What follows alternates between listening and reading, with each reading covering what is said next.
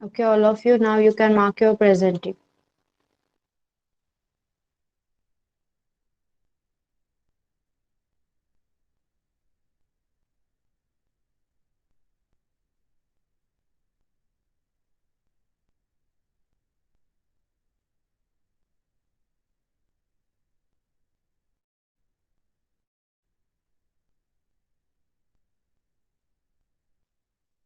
Yes, all of you have marked your presenting.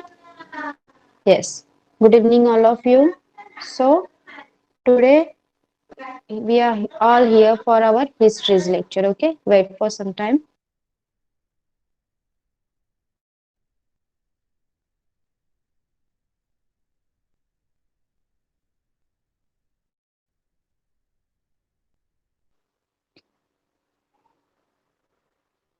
आदेश 5 minutes अगोदर join व्हायचा आहे.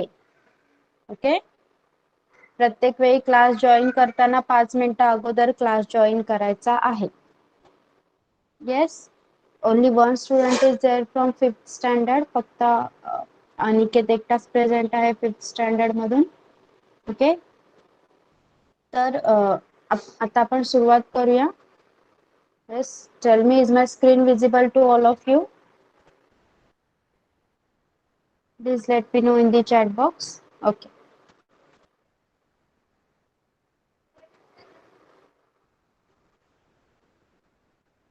See? Okay.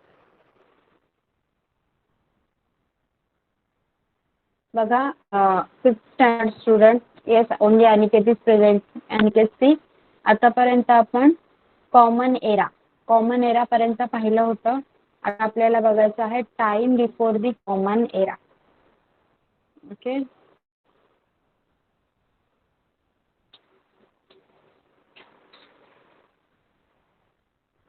येस. बघा, the period before the common era is known as the time before the common era or before Christ.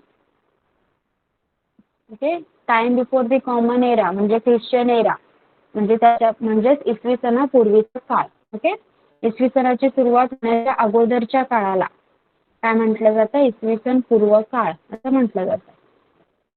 Years of this period are counted and written in reverse order. मग ह्या इसवी सणापूर्वीच्या जे years आहेत, जी वर्ष आहेत, त्याची मांडणी ही उतरत्या क्रमाने. आपण नंबर्स कसे मार्क करतो? जर चढता क्रम सांगितला, असेंडिंग ऑर्डर सांगितली तर 1 2 3 4 5 6 7 8 9 10, बरोबर.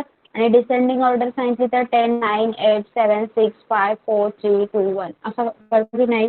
तसंच इसवी सणापूर्वीचा जो काळ आहे त्याच्या वर्षांची जी संख्या आहे ती उतर पद्धतीने मांडली जाते. ओके, रिव्हर्स ऑर्डरमध्ये, उलट्या ऑर्डरमध्ये मांडली जाते.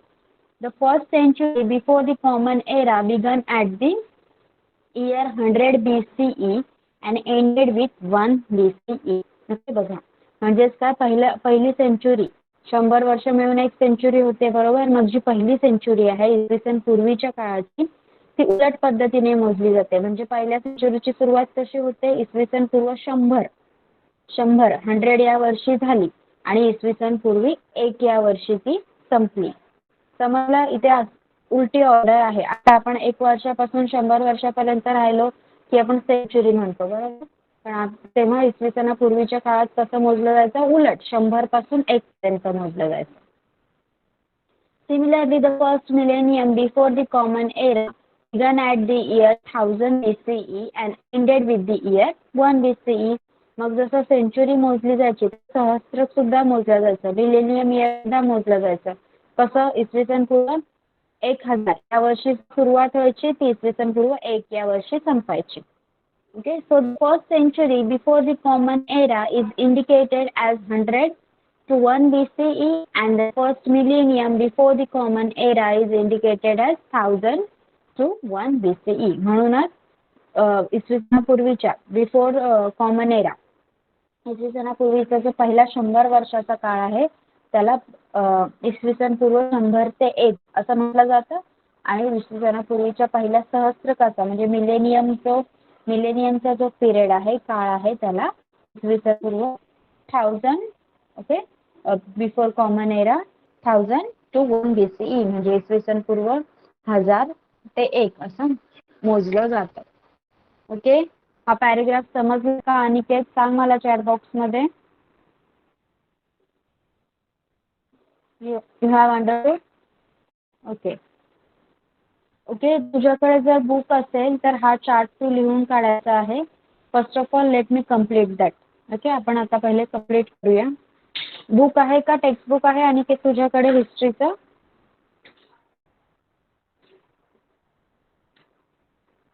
in the chat box. Aniket, do you have your textbook with you? Okay, PDF आहे. Let us look at some example of this method of indicating time before the common era or Christian era. The lifetime of Vardhaman Mahavir is written as 599 BC to 527 BC. Lifetime of Gautam Buddha is written as 563 BC to 483 BC. बघा आता आपण काय लिहितो? आता कोणाचा जन्म 2010 मध्ये झाला आहे आणि मृत्यू 2021 मध्ये झाला. मग आपण कसं लिहितो? 2010 ते 2021 असं लिहितो की नाही? पण जो आत्ताचा आपला जो कॉमन एरा आहे ते ख्रिश्चन एरा, कॉमन एरा आपण म्हणतो. त्याप्रमाणे आपलं आत्ताचं कॅलेंडर आहे. पण बिफोर कॉमन एरा, इसवी सन पूर्व अगोदरचा कॅलेंडर होता त्यामध्ये उलट लिहिलं जायचं. ओके, मग वर्धमान महावीरांचा जन्म आणि मृत्यूची नोंद कशी केलेली आहे? 599 BC टू 527 BC म्हणजे उलट लिहिलेलं आहे. ओके, आणि तसंच गौतम बुद्धांचं देखील 563 टू 483 BC असं लिहिलेलं आहे. बघा इथे हा टेबल दिलेला आहे. यामध्ये BC बिफोर क्रिस्ट, ओके, 2000 नंतर 1500 देन 1500 ओके, अशा प्रकारे दिलेलं आहे. हे आहे AC बिफोर क्रिस्ट. ओके, इसवी सन पूर्व आणि इसवी सन before Christ and common era. Okay, या पिरियडमध्ये कसा डिफरन्स आहे तो या टेबलमध्ये दिलेला आहे. ओके, नेक्स्ट आहे measurement of time and method of measuring time. मग कालगणना कशा प्रकारे करायची आणि कालगणनेच्या पद्धती कोणत्या आहेत? टाइम मेजर करण्याच्या कोणत्या पद्धती आहेत? To measure time is to measure the length of time. मग वेळ मोजणे म्हणजे काय? त्याची काळाची त्या लांबी मोजणे. ओके, म्हणजे आपला क्लास 6 to 7 to 8 PM आहे. ओके, असं आपण म्हणतो. तेव्हा आपण काय मोजतो? त्याची लांबी कशी मोजतो? 1 तास.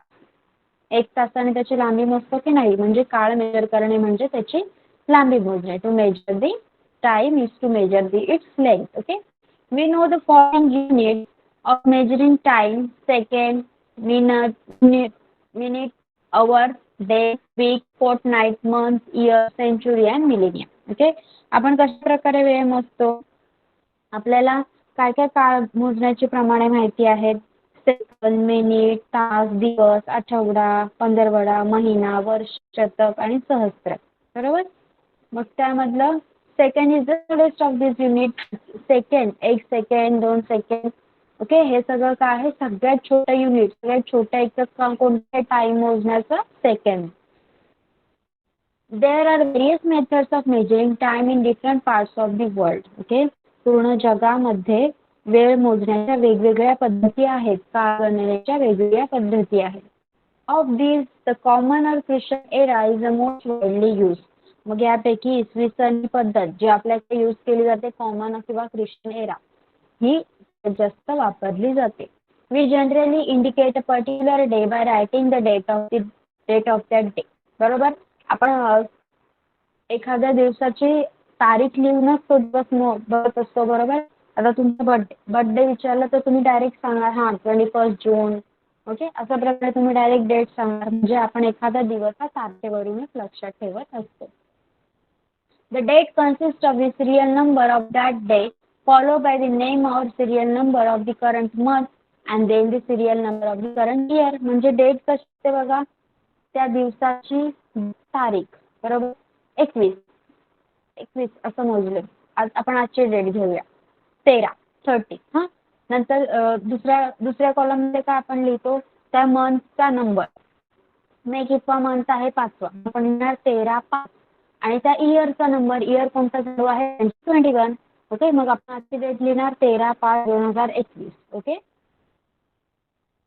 There are other methods too. We have seen that the Christian era began in memory of Jesus Christ. It is an age-old custom to start a new era to commemorate a special event.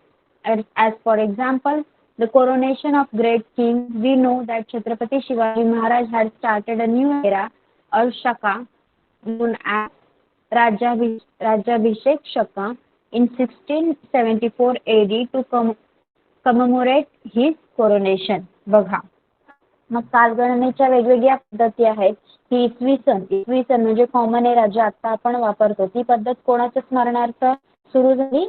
येशू ख्रिस्तांच्या स्मरणार्थ सुरू झाली. Okay, मग एखाद्या विशेष घटनेच्या स्मरणार्थ म्हणजे एखाद्या विशेष घटनेची आठवण ठेवून नव्या कालगणनेची सुरुवात करण्याची प्रथा पूर्वीपासूनच अस्तित्वात आहे. जसं एखाद्या पराक्रमी राजाच्या राज्याभिषेकाची घटना.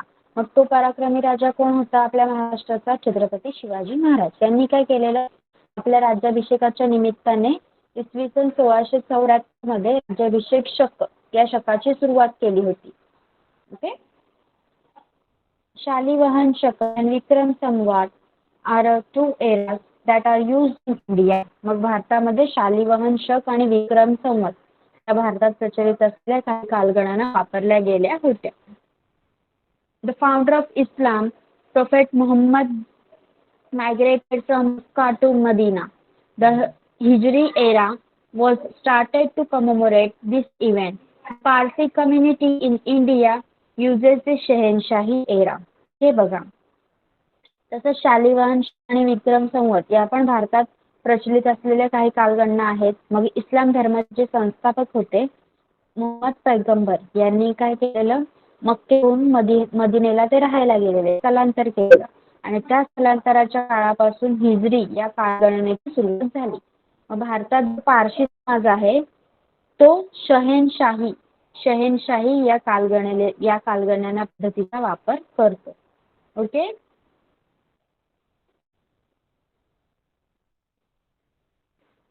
ओके, अनिकेत समजलेला आहेत ना? आपण काय काय पाहिलं? Time before the common era and measurement of time on method of measuring time समजलेला आहे. ओके, तर हा टेबल ड्रॉ करायचा आहे. तो पेज नंबर 7 वरचा जो टेबल दिसतोय तो ड्रॉ करायचा आहे. ओके, पेज नंबर 7 आणि पेज नंबर 8 वरचे दोन्ही जे टेबल्स आहेत ते ड्रॉ करायचे आहेत. Okay, understood? समजलंय का अनिकेत काय सांगितलंय मी? Please reply in the chat box. Okay.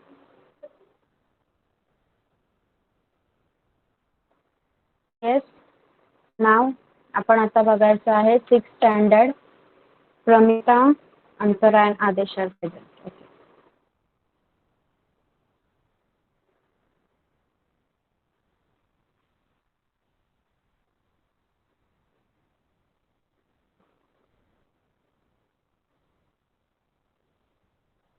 Yes, anyone tell me आपण कितीपर्यंत लेसन पाहिला होता? आतापर्यंत आपण लेसन किती घेतला आहे कोण सांगणार?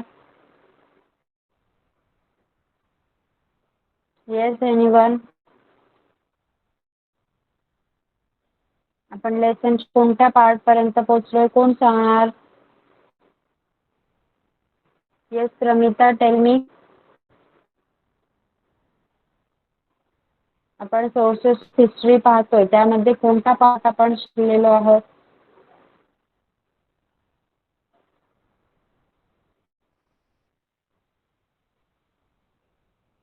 मला आवाज येतोय का माझ्या सर्वांना?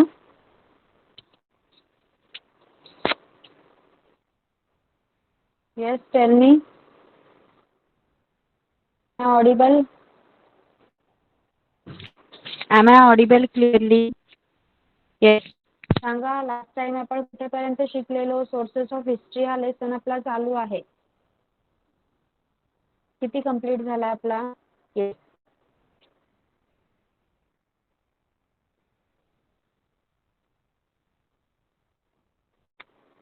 ओके, सी आपण रिटर्न सोर्सेस पर्यंत कंप्लीट केलेलं आहे.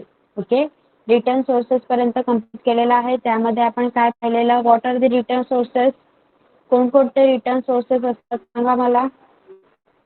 What are the return sources of history. Tail me the answer. What are the return sources of history.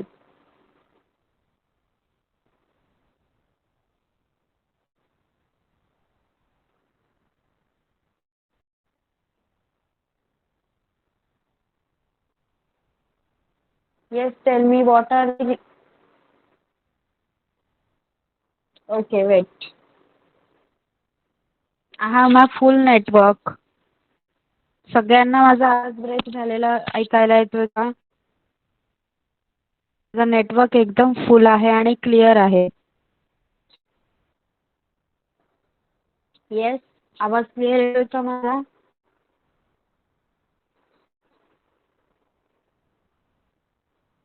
Okay. So we are going to start with oral sources. Okay, oral sources.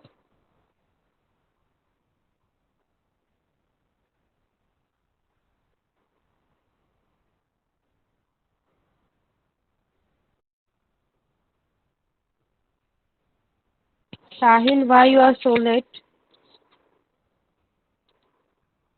Ma'am, there was some problem in my laptop and my mobile was not there in the home. Okay, but I have taught the part of fifth standard. आपण No already problem, ma'am. I will again go through the YouTube. Okay. See, आता आपण पाहत आहोत oral sources. Okay, oral sources. OVs, folk songs, folk tales. Okay. Sahil, for your kind information, I have given something in writing. Page number 7 and 8 वरचे tables आहेत ते draw करायचे आहेत. Okay. See, oral sources. OVs, folk songs, folk tales, and similar literature is passed on from generation to generation by word of mouth. This literature is not in the written form. Its authors are unknown. This type of literature preserved by oral tradition forms the oral sources of history. मग oral sources मध्ये काय काय येतं? ओव्या, लोकगीते, okay, folk tales म्हणजे लोककथा. Is my sound breaking for everyone? Let me know in the chat box. Is my sound breaking for everyone? Please let me know in the chat box. आदेश, तुला आवाज क्लिअर येतोय का माझा? की break होतोय मध्ये मध्ये?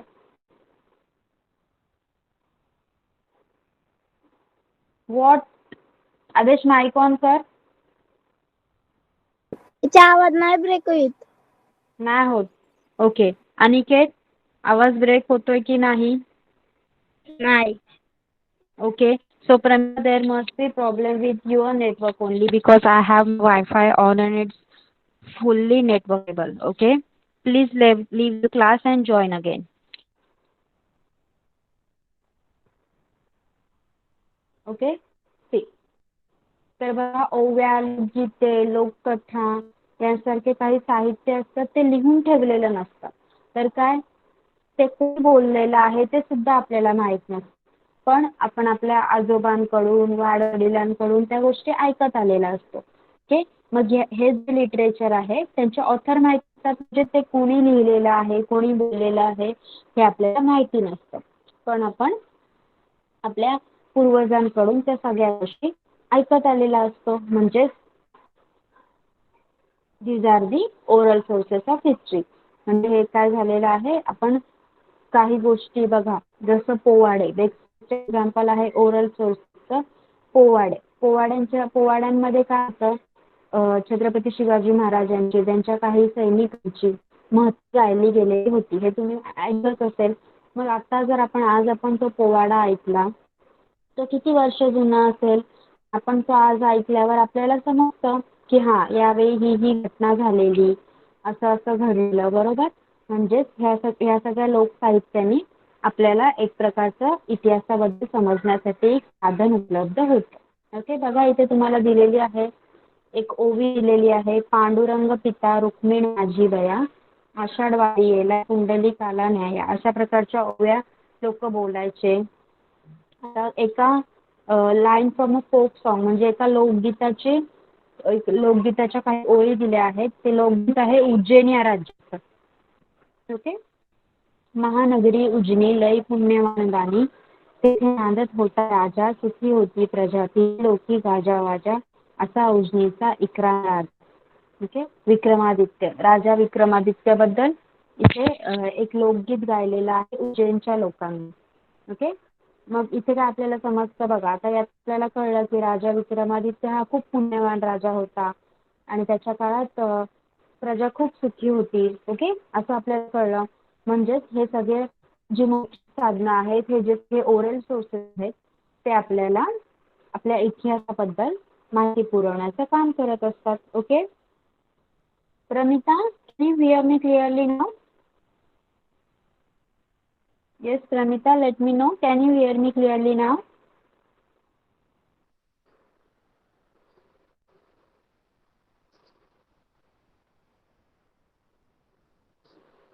ओके, बाकी सगळ्यांना स्क्रीन दिसते का? सांगा मला, बाकी सर्वांना स्क्रीन दिसते का? Yes, Pramita, there must be some problem with your network only, dear. आदेश, स्क्रीन दिसते का तुला माझी? आदेश, माईक ऑन करून सांग.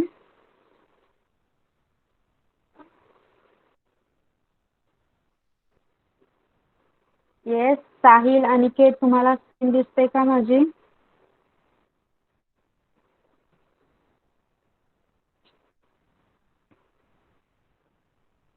सांगा Yes. लवकर चॅट बॉक्स मध्ये. Okay, so Pramita, there must be problem with you only, as everyone is available. My screen is available to everyone. Everyone is able to see my screen. Okay.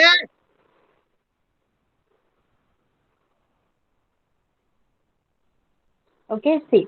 Sources of ancient history, ancient Indian history. म्हणजे प्राचीन भारताच्या इतिहासाची काही लिहिलेली लेखनाची जी साधने आहेत ती आपल्याला सांगितलेली आहेत. ओके, सो फर्स्ट आहे material sources. Material sources, artefacts आणि स्ट्रक्चरल रिमेन्स. मटेरियल सोर्सेस मध्ये काय येतं?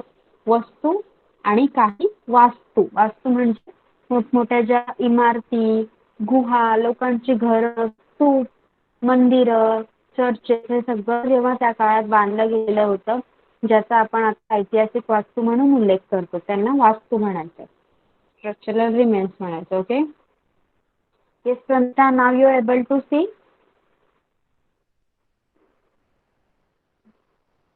Pramita, let me know. Okay. Okay.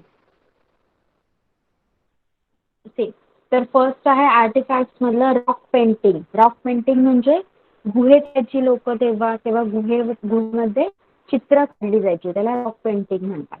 Pottery, मातीची भांडी. टेराकोटा ऑब्जेक्ट म्हणजे मातीने बनवलेली शिल्पे, काही प्रकारच्या मूर्ती वगैरे बनवल्या जायच्या मातीने. बीड्स, मणी, ऑर्नामेंट्स, दागिने, रत्ने. ओके, स्कल्पचर्स म्हणजे दगडाने बनवलेली शिल्प, दगडाने मूर्ती बनवल्या जायच्या, दगडामध्ये कोरून मूर्ती बनवल्या जायच्या. ओके, मेटल ऑब्जेक्ट, काही धातूच्या वस्तू, कॉइन्स, नाणी, वेपन, कोणत्याही प्रकारची शस्त्रे. ओके, हे सगळं काय आहे? आर्टिफॅक्ट. स्ट्रक्चरल रिमेन्स मध्ये काय येतं बघा, एखादी वास्तू जर मोडतोड झाली असेल तिची, तर तिचे राहिलेले अवशेष म्हणजे स्ट्रक्चरल रिमेन्स. ओके, केव्स म्हणजे गुहा, हाऊसेस, घरे, स्तूप, रॉक कट केव्स म्हणजे लेणी जी कोरली जायची. आता पण आपण लेणी पाहतो खूप ठिकाणी, घारापुरी, अजिंठा वेरूळ ही लेणी प्रसिद्ध आहेत महाराष्ट्रातली. टेम्पल्स, मंदिरे, चर्चेस, church, mosque, mashidi, pillars, स्तंभ. Okay. Then written sources. What are the written sources? Inscriptions on Harappan seals. Okay. Harappa लिपी होती जी हडप्पा संस्कृतीत वापरली जाणारी जी लिपी होती त्या लोकांकडून त्यामध्ये लिहिले गेलेले लेख. ओके. वैदिक लिटरेचर म्हणजे वैदिक साहित्य. वैदिक भाषेमध्ये सुद्धा काही साहित्य लिहिले गेले होते.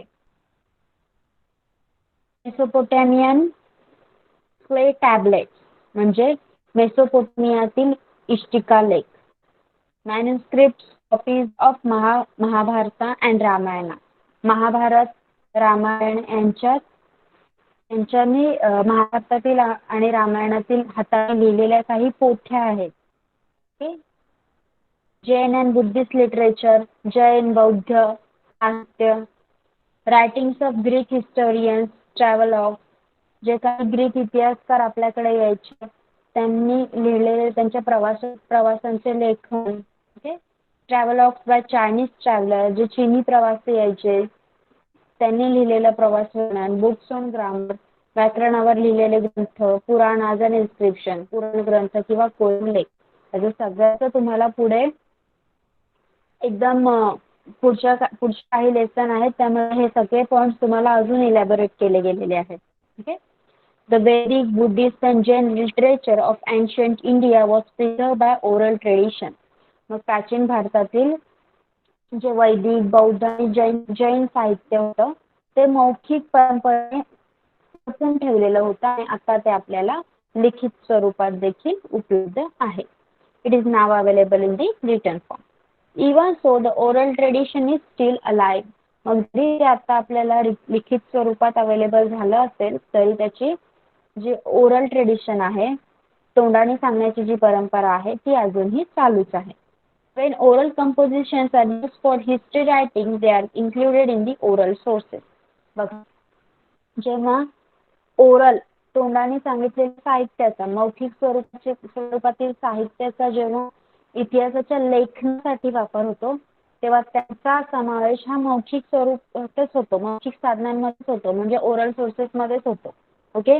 बघा आता मी तुम्हाला ओरली सांगत आहे आणि तुम्ही लिहून घेताय पण तरी पण as I am telling you it's orally, it should be a oral source. Okay.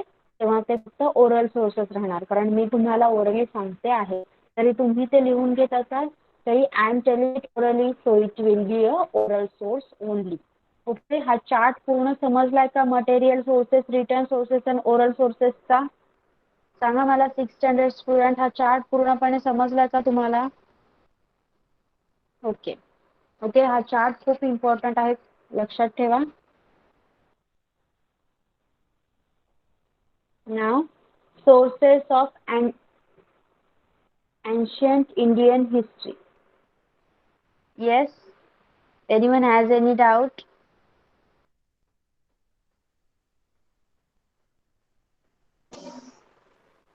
Let me know in the chat box. Yes, Antara, you can put on your mic. Ma'am जो आपला तो लेसन होईल त्या lesson नंतर आपले जे प्रश्न स्वाध्याय तो होईल. ते वेळेवर डिपेंड आहे. जितका लेसन कंप्लीट होणार त्याच्यावर मी क्वेश्चन आन्सर घेणार आणि हे डाऊट असे विचारायचे नाही अंतरा. तुला जर अभ्यासाशी रिलेटेड या लेसनशी रिलेटेड काही डाऊट असेल तर तो विचारायचा आहे. तेच मी सांगितलेलं. Okay. See 6th standard student, do you all have your book with you? PDF आहे का अवेलेबल बुकचं? सांगा मला. बुक आहे का? प्रमिता, आदेश अँड अंतरा बुक आहे का तुमच्याकडे? आदेश PDF पण नाहीये का?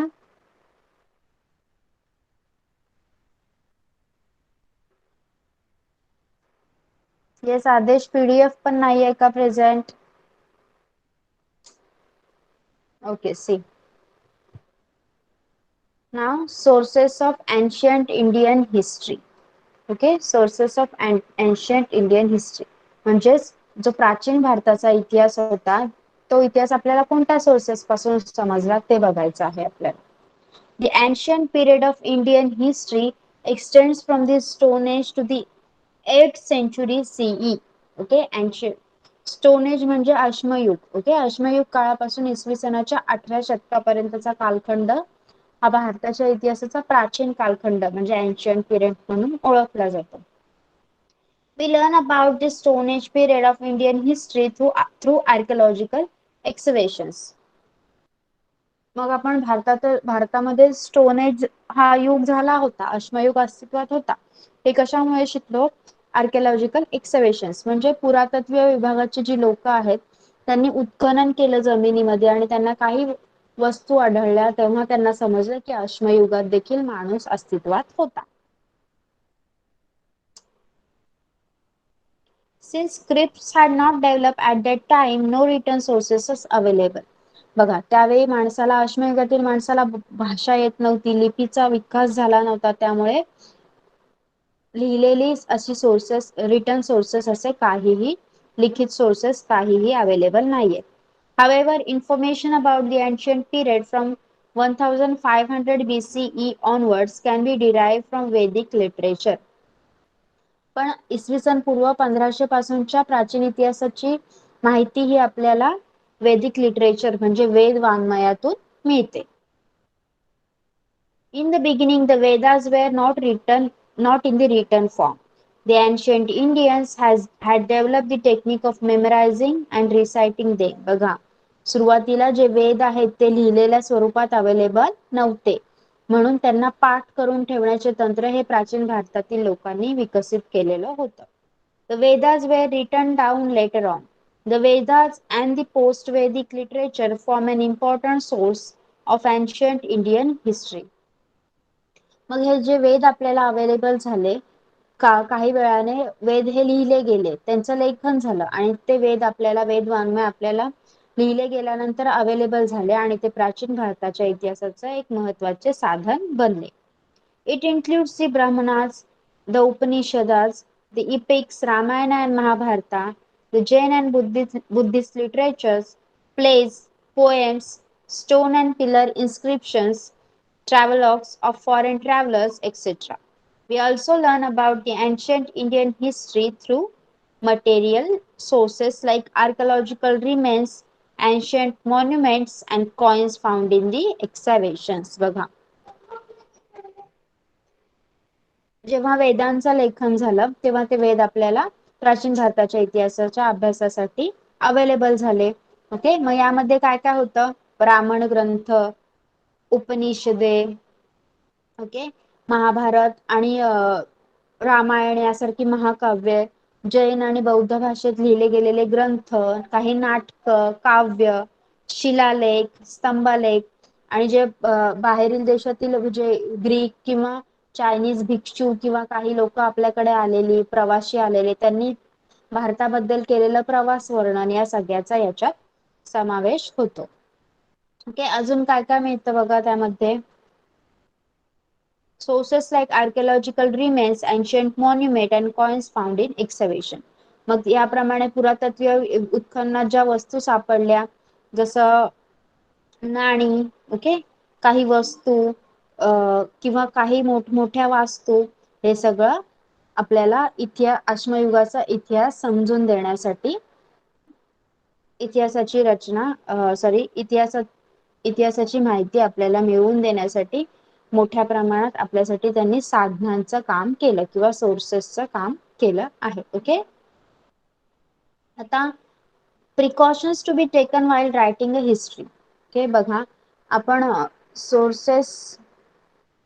हे सोर्सेस यूज करून इतिहास लिहिला, इतिहासकारांनी इतिहास लिहिला, मग त्याबाबत काही काळजी पण घ्यायला लागते. कोणत्या प्रकारची काळजी घ्यायला हवी? It is necessary to take precautions while using these sources to write history.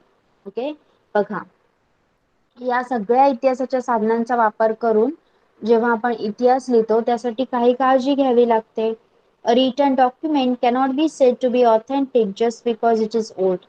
It needs to be examined critically as to who wrote it, why and when it was written. बघा, एखादी गोष्ट, एखादा लिखित पुरावा तुमच्याकडे आहे, मग हा कागद जुना दिसतो एकदम, म्हणून हा खरंच याच्यावर विश्वास ठेवला पाहिजे असं नाही. तर त्याच्यात लिहिला गेलेला जो मजकूर आहे तो कोणी लिहिला, का लिहिला असावा, केव्हा लिहिलाय, हे सगळं इतिहासकारांना शोधून काढावं लागतं. The conclusions drawn on the basis of various genuine documents have to be cross-checked and corroborated with one another. Such a critical analysis is very important in the writing of history. मग जे आपल्या विश्वासाला पात्र ठरलेले आहेत अशा विविध साधनांच्या आधारे जे निष्कर्ष काढले जातात ते एकमेकांशी पडताळून पाहायला लागतात आणि यामुळेच इतिहासाच्या लेखनाला या चिकित्सेला फार महत्व प्राप्त झालेलं आहे. Okay okay all of you, here we are ending our lesson. सगळ्यांना समजलेला आहे का 6th standard student? Please let me know, do you all have understood?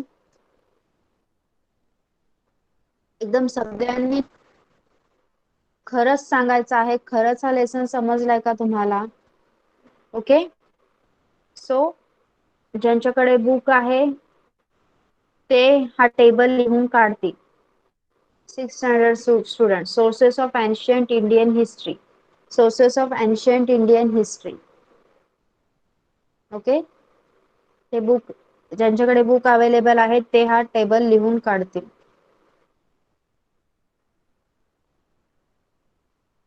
आदेश, you will wait till the question answers. तू बुक डाउनलोड करून घ्यायला पाहिजे होतं, सगळ्यांकडे PDF अवेलेबल आहे. Yes Antara?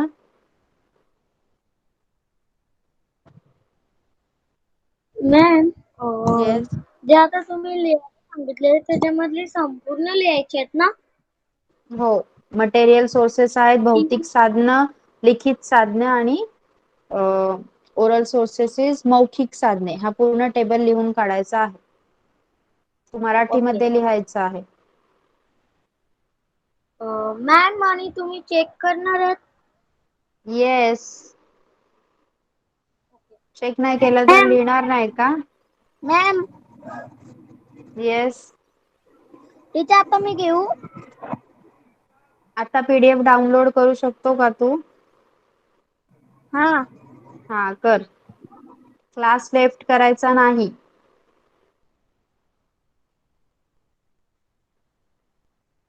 Okay, Aniket Sahil, do you have completed writing? Okay, okay, Sahil, we have completed time before the common era or Christian era and measurement of time and method of measuring time. Okay, see our next point is historical periods. Okay, historical periods.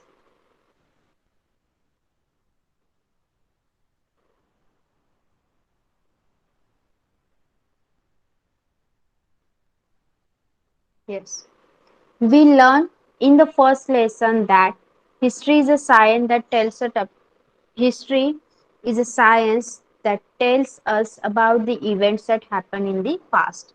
बघा, हिस्ट्रीची ही एक definition तुम्ही already शिकला होतात.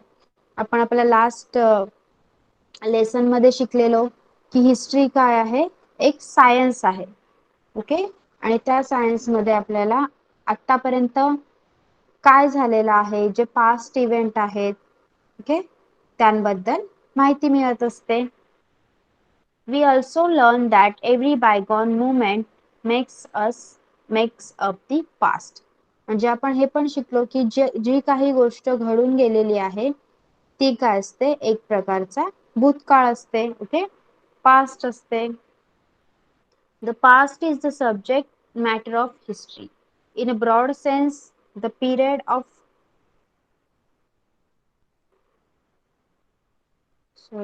Yes. In a broad sense, the period of history goes back to the time of the birth of our solar system. Okay?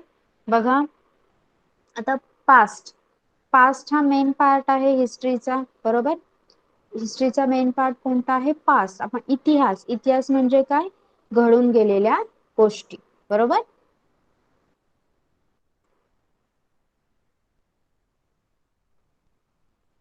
तर आपण एकदम जर इतिहासाचा विचार केला, खूप जास्त इतिहासाचा विचार केला, तर आपली जी सोलार सिस्टीम आहे, जी सूर्यमाला आपण शिकलो, ओके, ती तेवढ्या लांब आपला इतिहास पसरलेला आहे.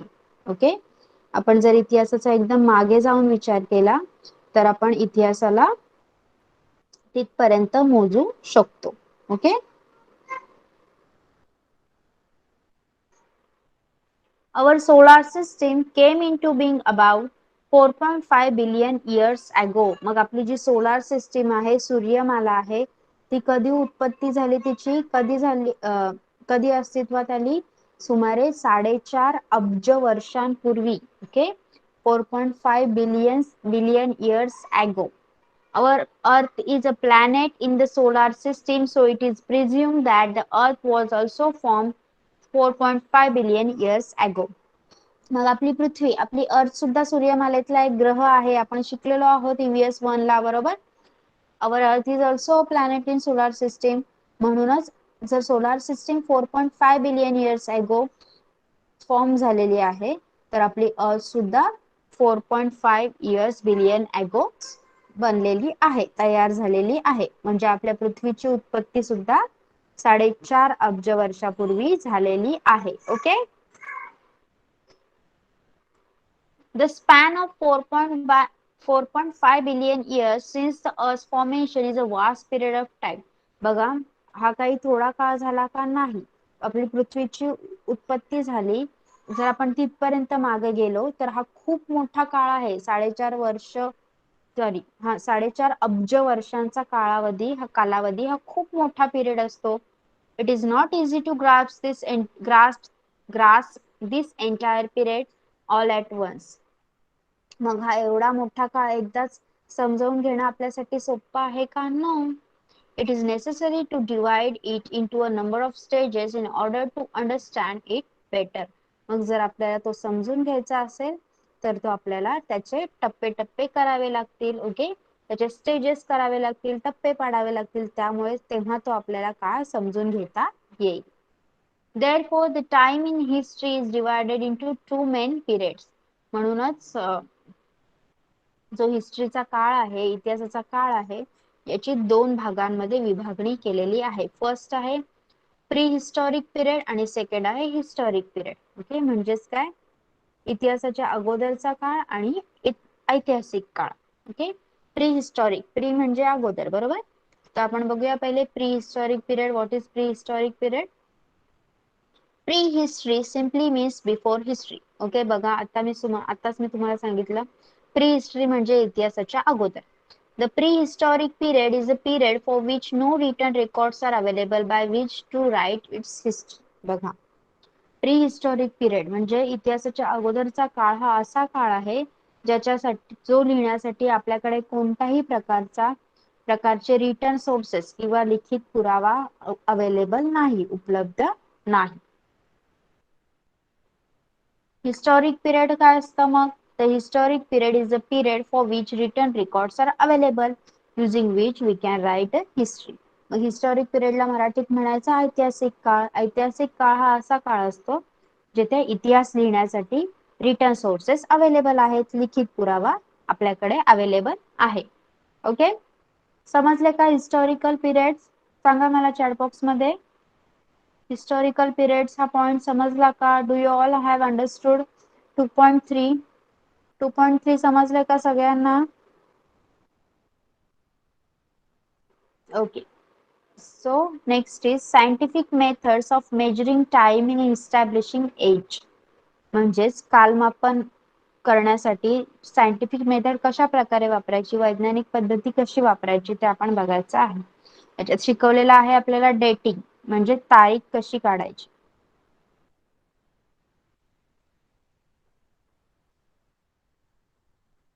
We are actually measuring time when we talk about today's date or day of the week, etc. Okay, आपण वेळ कशी मोजतो? आज कोणता वार आहे, कोणती तारीख आहे, अशा प्रकारे मोजतो, बरोबर. We have seen that there are various methods of measuring time. आता या अगोदर आपण पाहिलं की वेळ कशा प्रकारे मोजली जाते. म्हणजेच कालगणना करण्याच्या खूप वेगवेगळ्या पद्धती आहेत. These methods allow us to identify a particular day, month or year with respect to an earlier or later day, month or year. मग या पद्धतींमध्ये आपण काळाची गणना कशा प्रकारे करू शकतो हे समजतं आपल्याला. जसं एक्झाम्पल आहे, हा महिना जून सॉरी ओके बघा, म्हणजे कसं मोजू शकतो आपण. ओके, आजचा दिवस कोणता आहे, मग उद्या कोणता दिवस येणार आहे, हा महिना कोणता आहे, याच्यानंतर कोणता महिना येणार, हे वर्ष कोणतं, याच्यानंतर कोणतं वर्ष येणार, अशा प्रकारे आपण मोजतो बरोबर. तर इथे तुम्हाला एक एक्झाम्पल दिलं आहे. If it is June, then we know that the earlier month was May and the next one will be July. Okay, तर आपण आत्ताच एक्झाम्पल घेऊया. चला, या एक्झाम्पल वर नको जाऊया आपण. हा मंथ कोणता आहे सांगा मला. Which is this month. Chat box मध्ये रिप्लाय द्या लवकर. 5th standard student. May. Okay, what was the month before May. मेच्या अगोदरचा मंथ कोणता होता.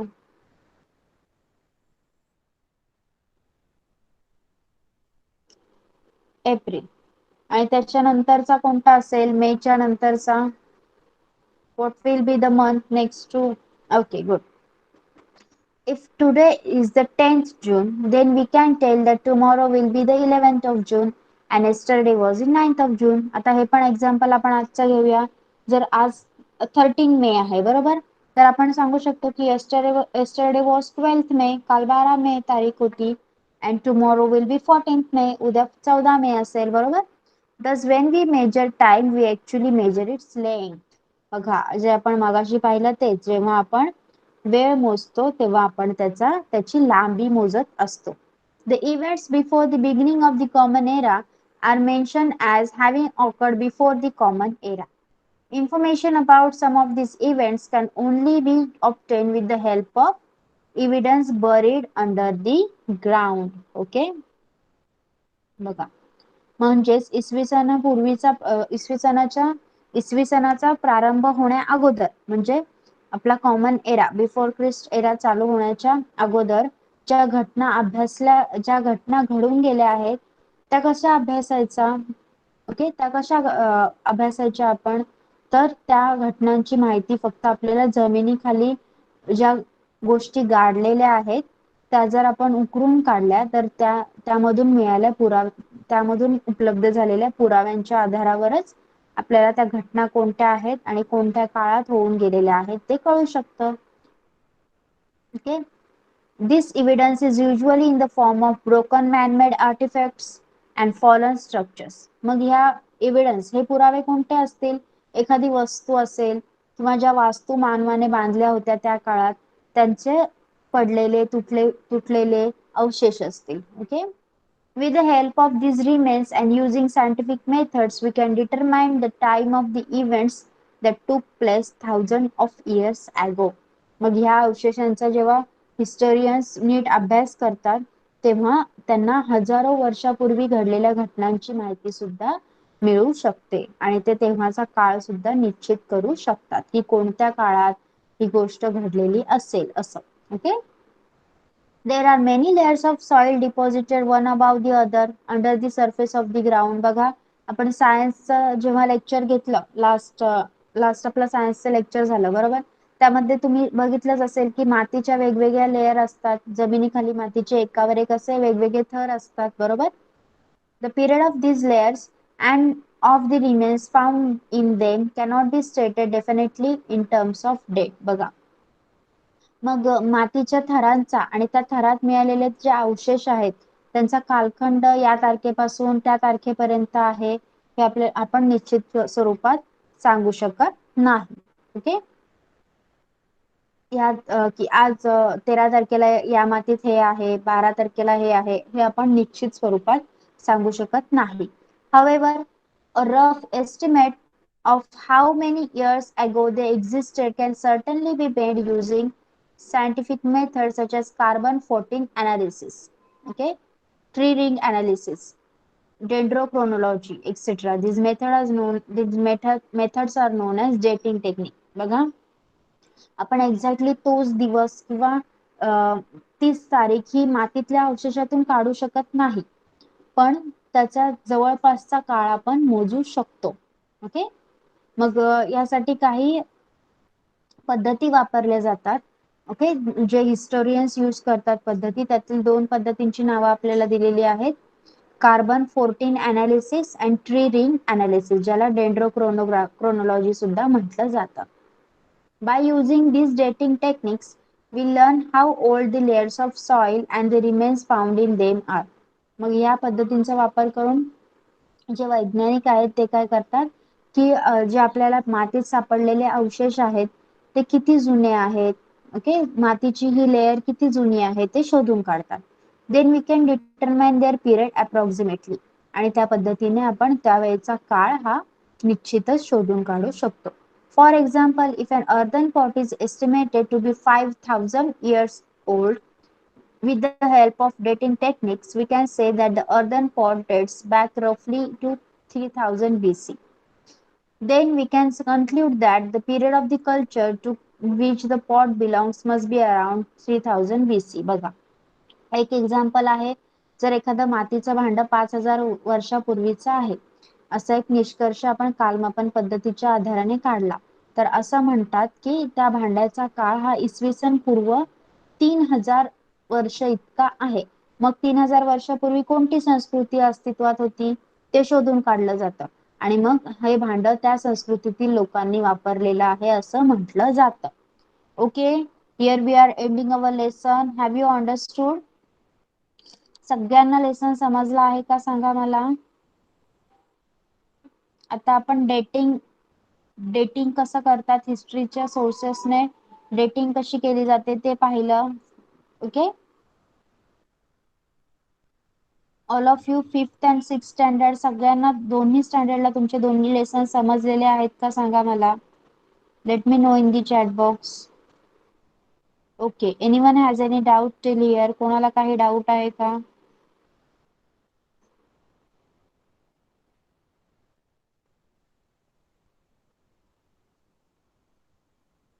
Okay okay, so we will take the question answer in the next session. Okay, आपण जे question answer आहेत ते नेक्स्ट लेक्चरला घ्यायचे आहेत. त्याआधी सगळ्यांनी ते प्रिपेअर करून ठेवायचे आहेत. सगळ्यांनी क्वेश्चन आन्सर्स द्यायचे आहेत. फक्त 5th स्टँडर्ड मधून मला अनिकेत आणि साहिलचे आन्सर्स मिळतात, आणि 6th स्टँडर्ड मधून फक्त प्रमिता आन्सर सांगते. सगळ्यांनी ऑलरेडी रेडी राहायचं आहे. ओके, सो होमवर्क तुमचा पोस्ट केला जाईल तुमच्या गुगल क्लासरूम वर. Now you all can leave the class. Bye bye everyone. Teacher, yes. ते बुक नाही डाउनलोड झाली. ओके, मी पाठवते ग्रुपवर. Okay, bye teacher. Bye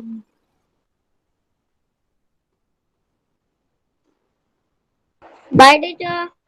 bye bye bye everyone. Bye teacher.